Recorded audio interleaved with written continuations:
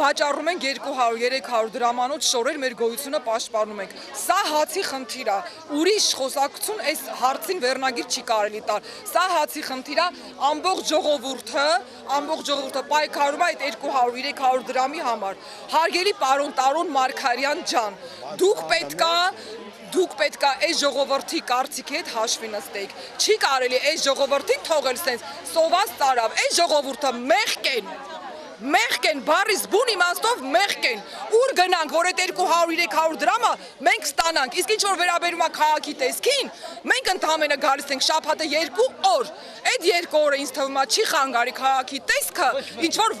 ոչ ոքի չի խանգարում։ Եվ վերջապես, մեր հիմնական, ասենք,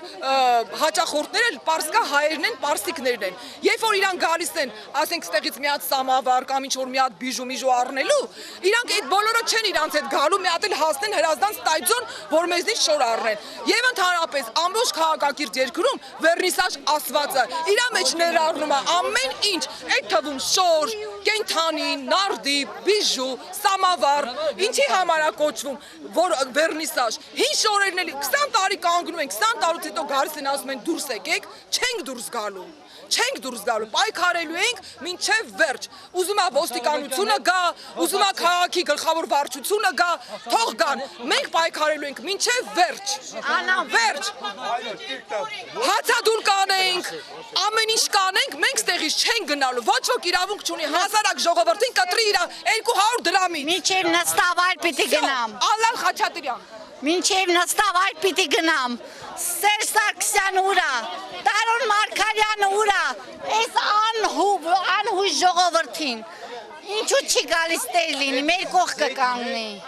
Սոված ծարավ, երեխա ենք պահում, 500 դրամով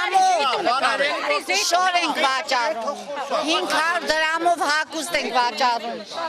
20 տարի այստեղ կանգնում ենք, միթե հայ ժողովրդին կարելի անապազորյա հացից կտրել։ Նուժերի ես մարդկանց աղքատ ժողովրդի մասին չեն մտածում, ասում են երկիրը դատարկվում է։ Չի կարելի, ինչու չեն գնում օլիգարտին ասեն հույրանոցը տուր, ունեցվածքը տուր, սպիտակ գենացիտ ասա, սպիտակ գենացիտ։